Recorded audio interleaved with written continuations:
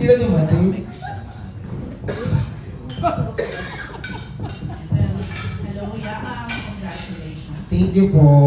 Pero una akong question kung ano natanong kanina. Sa dami ng tanong about wives, would you like me or I don't know, to be your guest? Ako personally, parang mas gusto ko po na nasa audience na lang si Meme. Parang ayoko munang gamitin yung mga ganong klase ng connection. Kasi syempre, si Meme na yun eh. Parang ayoko po na, ay, parang pupunta sila dahil kay Vice, diba? Parang ganun. And gusto ko rin na mapanood niya ako. Kesa yung nasa backstage siya na mag-perform doon or maggagawa na. Siguro, kung gagawin mo siyang guest, pag may messaging ko lang si Meme for me, gano'n. Pero ayoko siyang pagurin pa. Pero sinabi mo na ba sa kanya? Hindi. In-invite mo na ba siya? Sinabihan mo na ba siya bumili ng mga ticket? Hindi po. Sa June ko pala sasabihin kasi, sobrang, nag-start na po kami ng ticket selling second week ng May, I think. So, nung nagpo-promote po ako, tapos itong 50% na nakabili, mostly, wala pa po ako talaga nahihingan ng tulong ng mga kaibigan na celebrity, wala pa po ako napag-post, hindi ko pa po na-message isa-isa talaga. Plano ko po ngayong June ko sila iisa-isahin na bumili at manood. Kasi nagre-rehearse din po ako nung theater na gagawin. Wala po talaga akong pahinga. Actually, kanina nasa ER po ako. Dahil inatake na po ako ng asthma kahapon after na rehearsal. Pero sabi ko, kung ika-cancel po namin ito, baka yun po yung i-post nyo, no? Na si Ina nag-cancel ng press con. Paano yung lunch namin? Sabi ko, sige na, di ba? Lunch talaga, no? Sabi ko, sige, asthma na lang ulit. At least may magandang feedback. Charot. Hindi, medyo okay naman po after the ER. Pero yun, hindi pa kasi ako nakakapag-isa-isa. Ngayon kung June ko pa lang sila plano yung message kasama si Meme. Yung baklang kanan na term, talagang may negative connotation siya, di ba? Yes po. Seriously, how do you feel kapag nasabihan kang ako baklang kanan yan? Ako right now and ever since, okay. Ako, totoo naman. Kasi nga, alam ko, pag sasabi ng baklang kanal, uncultured, yung laging ganun, parang squatter mo galit, jejemon. Yun naman talaga ako. So, parang ang akin lang, I can really use this as something else. Parang it could not be all that bad. Diba? Parang, sige, di baklang kanal na ako, pero I'm gonna show you kung ano talaga yung isang baklang kanal. So, yun yung ginagawa ko, like every day of my life na, okay, ganito yun. Totoo, maingay siya, pero maingay ako na may laman. Parang ganun. Matapang ako na nasa lugar. Parang ganun na lang pala. Okay, unmannered ako. So hindi ko talaga alam kung paano gamitin yung sobrang daming kutsara dyan sa harapan ko nung gagawin ko. Diba? Parang no pretense. Parang ganun. Just, hindi ko po kasi niro-role na maging role model or maging citizen na biglang mapupunta sa front page ng mga Metro Magazine or Family Asia. Diba?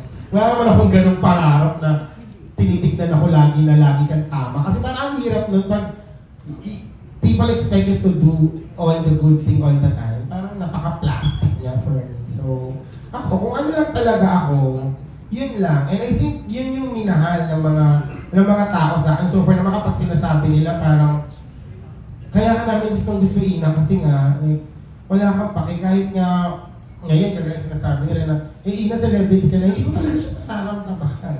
At tingin ko sa mga tao, kaibigan ko lang din, kainuman, kakosa ko, na ganun lang. So, para tawagin akong baklang kanal, it's okay for me. Magbabago din yan, magiging din yan, baklang banan. Next year, next show. Magbabago ko ng religion. Gusto ba tawagin baklang banal? Kung galing sa'yo, Miss Rose, hindi ako papalag. Ayun. Next, sa mga comedians, marami kayo lalo na sa mga stand-up comedians. Although ikaw, nakatawid ka na, ngayon, artista ka na nga na matatawag. Paano mo naman sinisafeguard yung mga investment mo, asset mo, gano'n kasi diba, sometimes hindi mo alam where it will end. Wow. Mayaman na ba si Ina? Baka mag-offer ka pa ng insurance, Miss Rose. Ano ba? Pwede naman. Actually, ako po, dahil alam ko yung pakiramdam ng walang-wala, ayoko talagang nag-aaksaya. So, tsaka hindi po ako maluhong tao. Hindi ako yung parang, oh my God, naka-Louis Vuitton siya, magtatrabaho ako ng madami para bibili ako niyan. Hindi ako mahilig sa mga designer items, luxury items. Hindi ako ma-showy na gano'n. Mostly kung may makikita man yung mga tao na may gano'n ako, kunwari may dalaman ako Louis Vuitton, hindi yun akin, binigay lang yun.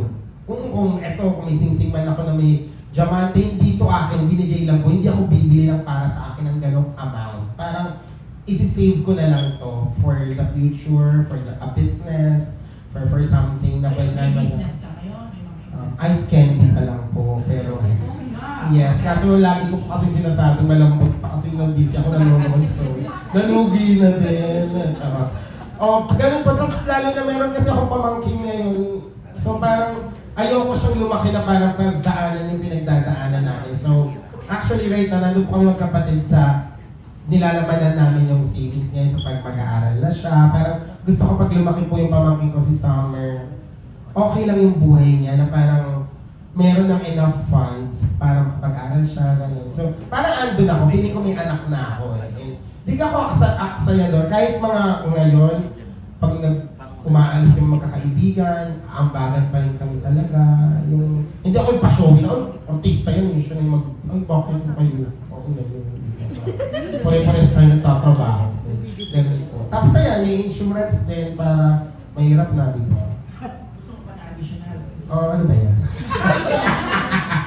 Nakiklaim ba yan after 5 years kahit buhay pa? So, last question ko. Ilang beses mo binanggit yung hindi ka i-endorse ng online gaming, di ba? Una, may pinakatamaan ka ba dito? And second, ano yung stand mo nga dun sa mga celebrities na alam natin malalakas ang influence, pero patuloy na nag-endorse ng online game? Ang pinapatamaan ko po talaga, yung mga Pilipino na huwag na kayong magsugal. Kaya gusto ko laging naririnig nila sa akin, lalo na ng mga followers ko, na hindi ko yan ipopromote. Para makita nyo na may mali sa online sugal. Kasi kagaya po yung sabi ko sa isang podcast with Ate Tuesday Vargas, wala namang po sigurong tao yung pinanganak na ang pangarap niya ay, oh my God, paglaki ko gusto kong maturuan lahat ng Pilipino maging sugaron. Na gusto kong mag-promote ng online sugal. So parang hindi siya prinsipyo. Parang ako po kasi, hindi man ako perfectong tao, pero karamihan ng ginagawa ko sa buhay talaga nakabuild sa prinsipyo at integridad ko. Parang lagi akong, walang-wala na ba? Wala na po ba ako ibang pwedeng maging trabaho? Kasi hindi po talaga tama yung online sugal. Ang dami ko po nakikita. And maraming talaga nalululong. Dahil yung bansa po natin sa third world country at bukod pa nun, mas marami po yung mahirap kaysa mayaman sa Pilipinas. At yung iba talaga, wala na silang makapitan at talagang naniniwala sila. And ayoko po maging instrumento at maging part na may nanonood sa akin tapos naniwala siya dahil hindi ko kakayanin, hindi po kaya ng konsensya ko. Again, akin lang po yun kasi nga yung iba naman po nagpo-promote, hindi ko rin alam kung saan nila ginagamit yung pera nila. Baka yung kinikita nila, pampaaral ng iba, nasa foundation din, pampasweldo. Iba-iba po yung dahilan eh. Ako lang po ito. So wala po akong pinapaninggan. Ako lang, gusto ko lang mag-influence. Baka may iba pa na content creator, may iba pa na e-engganyo na mag-promote. Ako lang eh, wag na. Parang tumulong naman tayo. May iba pang trabaho. Meron pa po talagang ibang trabaho. Parang yun yung iniisip ko eh. Kasi nakakalungkot po talaga yung mga jeepney driver na kapag stop, nag-scatter. Yung mga estudyante na sa GCash. Ang sad po na ulol yung mga kapwa natin sa sugal. Dahil yung iba talaga hindi na nakakakain at nababaon-baon sa utang. So, yun lang. Ikaw, may nag-offer na talaga sa'yo. Meron na po, apat na guys. Hindi ka nasilaw dun sa laki. Hindi po. Kasi sabi ni Amor Powers, madaling mabulag ang taong nasisilaw sa pera. Wow. Sino ka ba? Yes. Akala ko talaga barkada kasi Amor.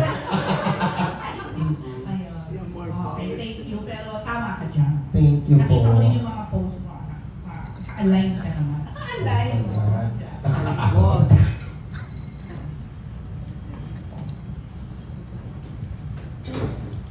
wala na. Thank you po sa inyo lahat. From Alvin, lapit na lang po, medyo prepare na. Alvin Ignacio from Philippine Tribune. Oo, ganun mga... Marami tanghaling tapat pinapunta ka pa nyo. The curious na ako. Yes. At what age mo na-realize na you're gay? Sino ang una nakala? Mama mo, papa mo? Pinag-usapan niyo ito sa bahay. Yan ang malungkot. Wala akong mga coming out story na ganyan. Nakakainis. Wala akong entry. Kasi pag mahirap ka, wala na kayong time dyan. Oo, parang alam na lang nila bigla. O bakla. Ganun na lang. Pero parang pakiramdam ko ang unang nakapansin tatay ko talaga. Okay. Kasi yung tatay ko lasinggero before eh. So, imaginative siya. No, alam niya agad, parang lagi niya akong tinutokso before. Nanay ko yung laging in denial, tapos lagi akong pinoprotektahan. Lalo na sa mga kaklase, lagi niya nasabihin pag tinutokso ako, ay, alam ako bakla, matalin niya anak ko, may medal yan. Laging gumagano yung nanay. Tapos dumating na ako sa point na, my stop! Huwag mo na ako yung pagtanggol, bakla ako!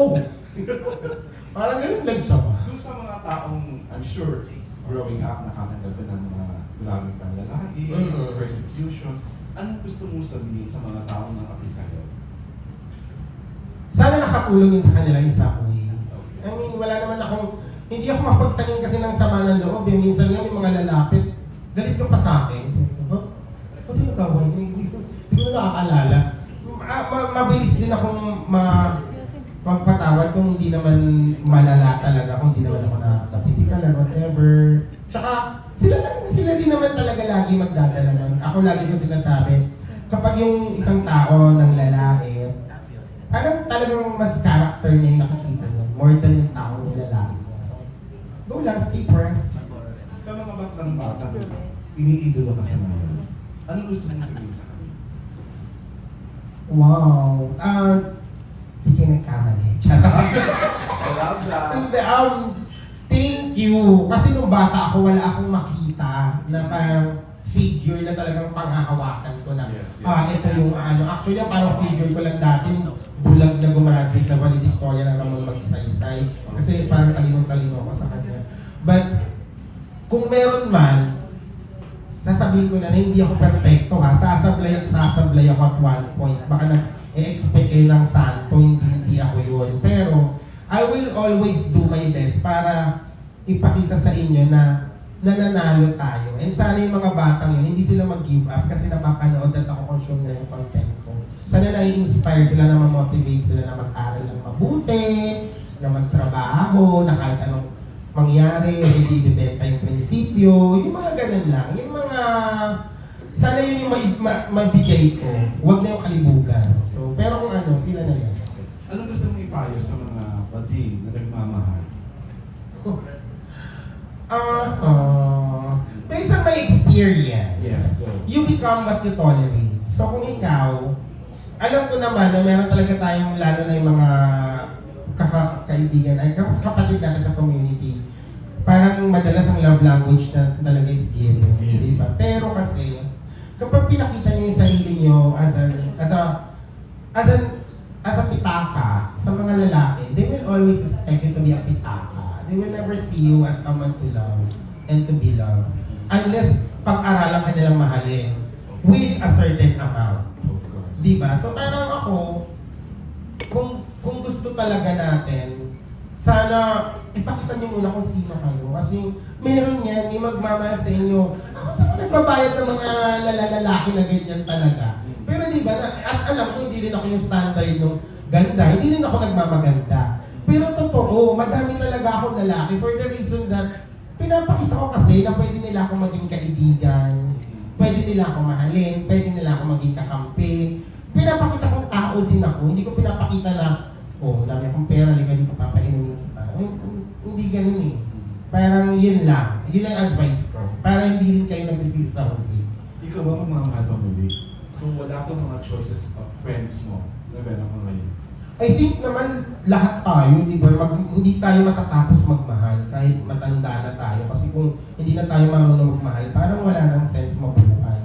So, nagmamahal pa din naman talaga ako. Ayoko lang makipagrelasyon. Sa iba naman yung magmamahal sa nakikipagrelasyon eh. So, it's a commitment. Eh, ayoko din naman sa sandamakmak na cheating issue, di ba, na makikisali ka pa ba dyan.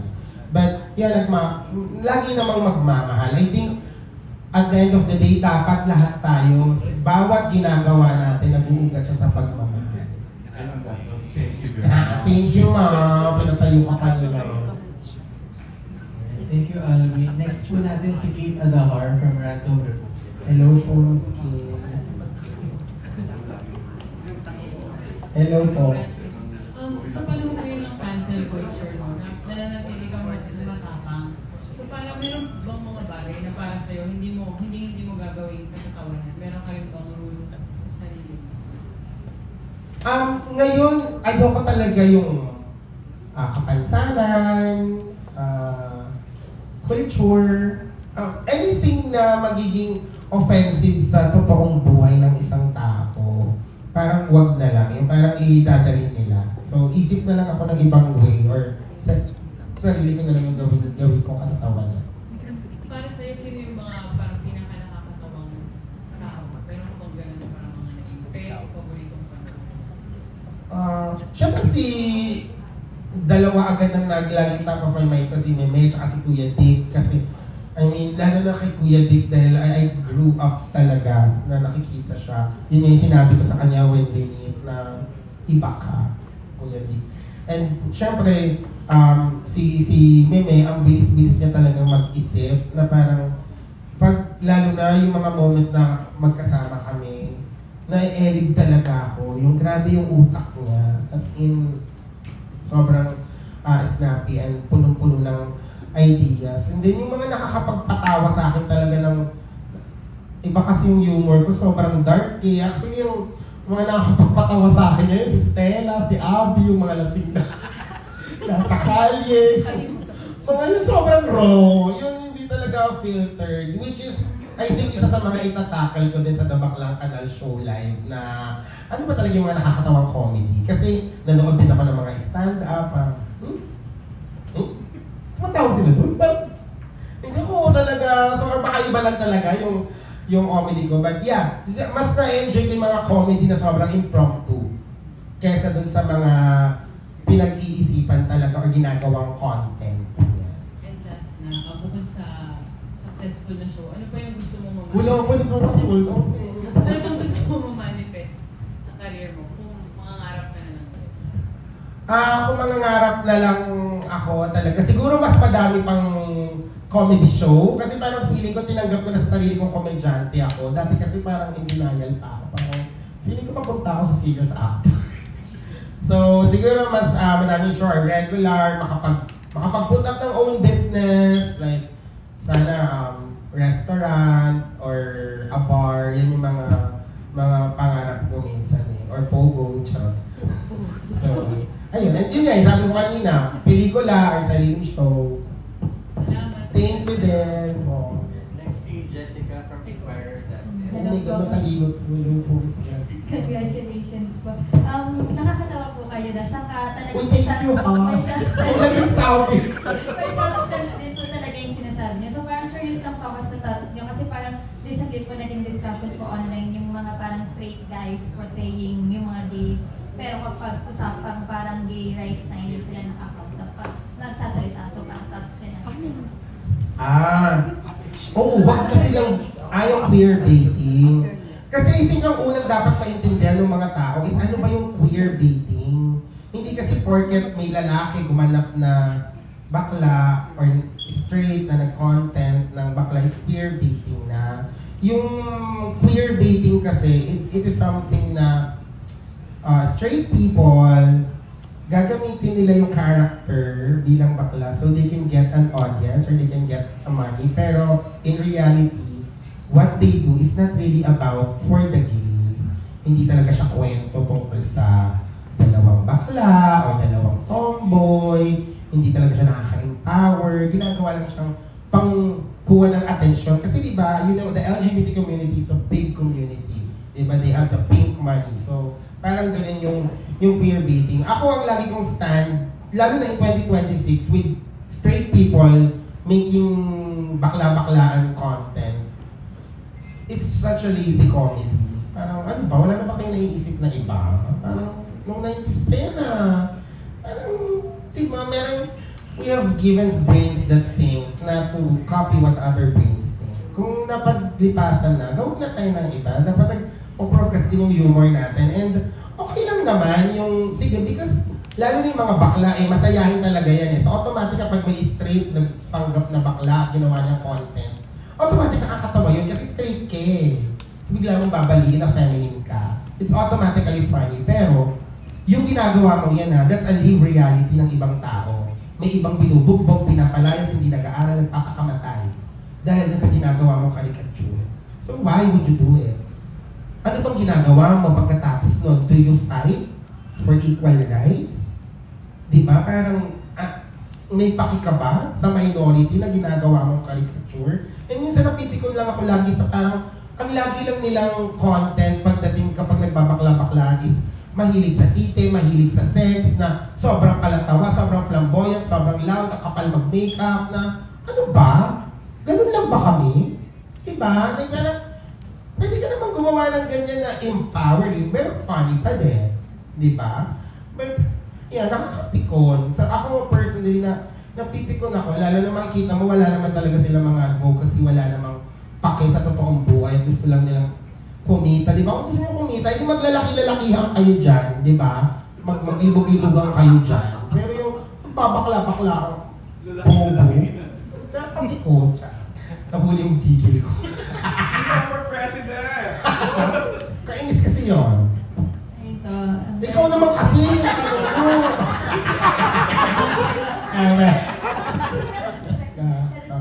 Last na lang po, kasi Pride Month pa, parang ano na lang po message niyo po sa the LGBT community?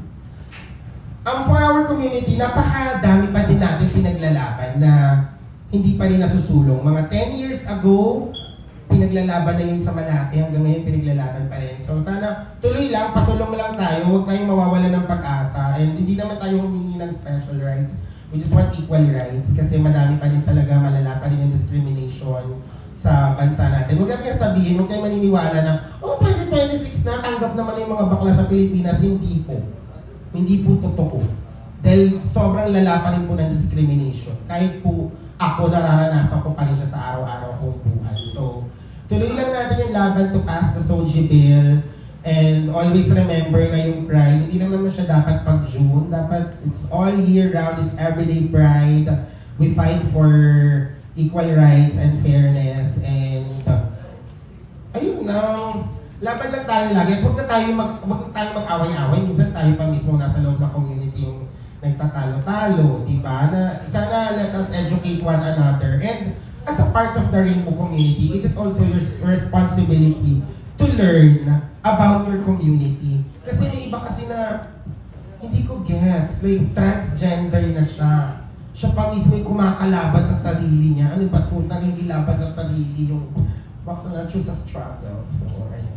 Happy Pride. Congratulations. Thank you. Bili ka nga pag Mami, ikaw yung tawa ng tawa kanina. Dapat 3-5 yung ticket mo.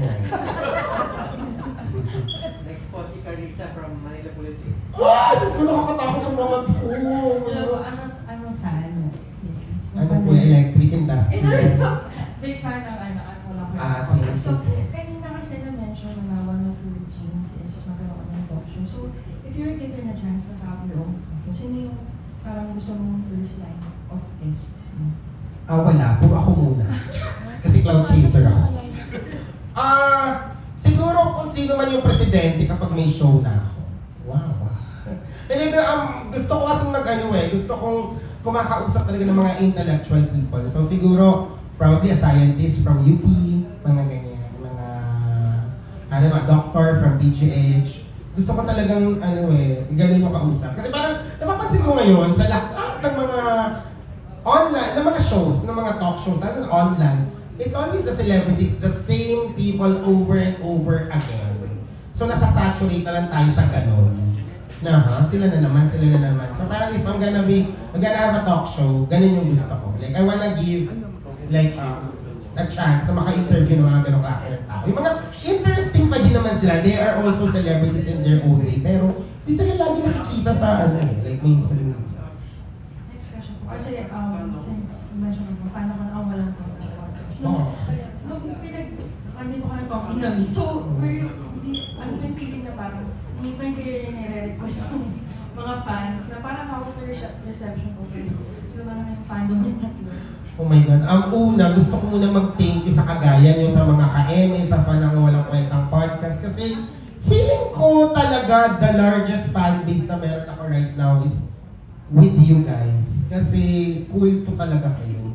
Like, grabe yung pasasalamat ko kila Direk Tonet. Lalo na nung una ako nag-guest sa Walang Kwentang Podcast, experimental pa yun kasi hindi pa ako yung una nilang choice. Parang absent yung dapat nilang i-guest. So parang sino yung second choice nyo? Ito si Ina na lang. Eh parang hindi ko na alam na yung mga podcast community pala ma-enjoy yung pagdadakto ko na nire-request na ako lagi hanggang sa naging trio na kami nila Direk Noah and Milo.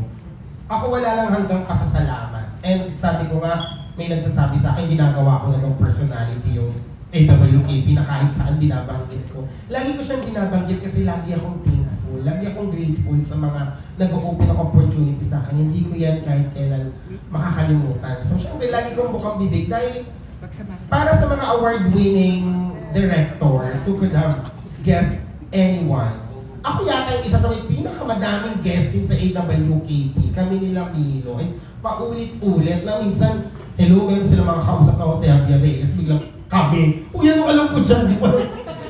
So parang nakakataba ng puso. So parang kaya nga sabi ko itong Baklang Kanal Show Live, kung ginagawa ko pa, sabi ko hindi talaga pwedeng hindi kasama sila direct. Kasi love letter ko yan para sa inyo. And para din sa mga hindi kilala yung Walang Kwentang Podcast community, sa mga manonood na kaibigan ko or followers ko sa ibang platform, gusto ko na makilala din nila kayo kasi it's a healthy, not so healthy, but it's a fun community, the AWKP family. Okay, Mother Victor. Thank you. And next, kanina ko siya gusto magtanong. Si Rodel Fernando from Abante and Marisol. Oh my God, Abante is so close to our hearts. Okay na ba ako na rin? Ay, hindi. Lapit ka na. Ay, lapit ka na. Ako na lang po ang lalaki.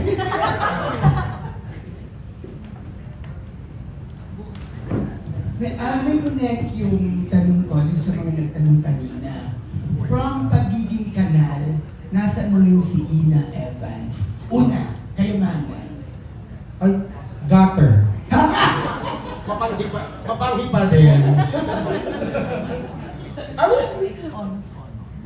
Nakalabas naman na ng kanal. Well, siguro nasa, ganun, gutter nga pa lang. Mabakbo pa din, estero pa din. Pero at least wala na tayo sa kanal. May pera na. Siguro safe na lang naman sabihin na yung mga dating cravings ko lang, yung talagang parang minsan ko lang siya nakakain, lalo na pag naalala ko kasi before hindi talaga ako nakakapag laging McDo yung kinakain ko, ano malapit sa call center. Pero ngayon parang, I have the opportunity na pag may gusto kong kainin, kinikrave ko yung madaling araw, kaya kong orderin na minsan hindi ko talaga na, grabe na ka. Minsan ako nito tumatanggi sa food, yung gano'n.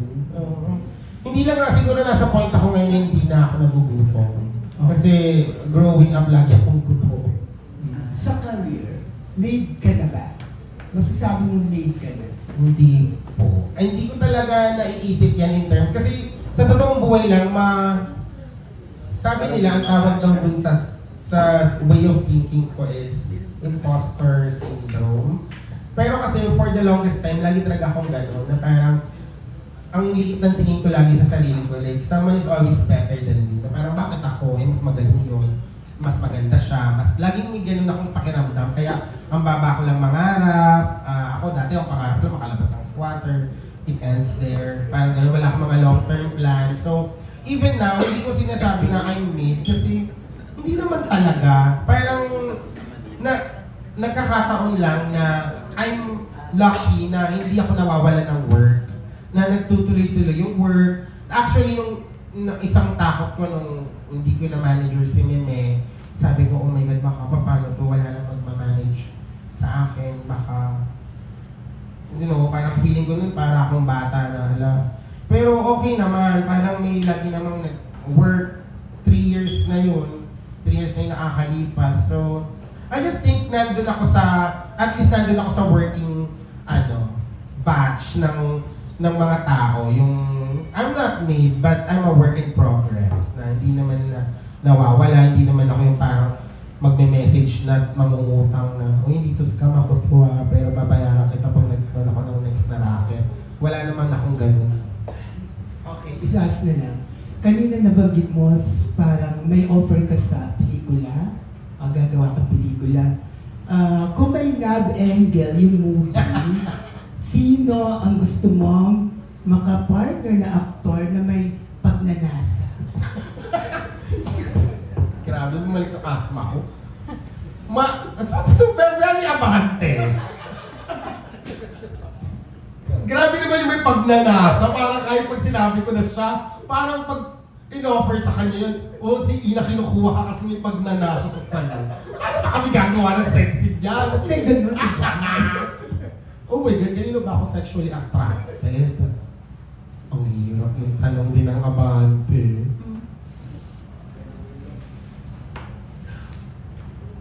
Parang kasi kung gagawa ko ng film talaga, hindi ayoko sa lalaking nalilibugan ako. Gusto ko sa lalaking ang galing talaga umarte. Yung madadala ko, okay bang gano'n na lang? Pwede Kasi rin. kung nalilibugan ako, ang dami sa Viva Max, di ko na nga alam yung mga pangalan.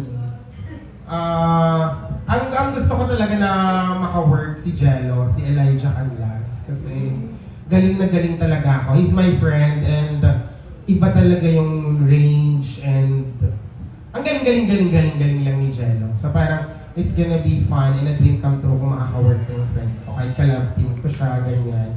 Hindi naman papalag si Miles yan. Ako nang bahala. Okay, thank you. Thank you! Grabe, ang hirap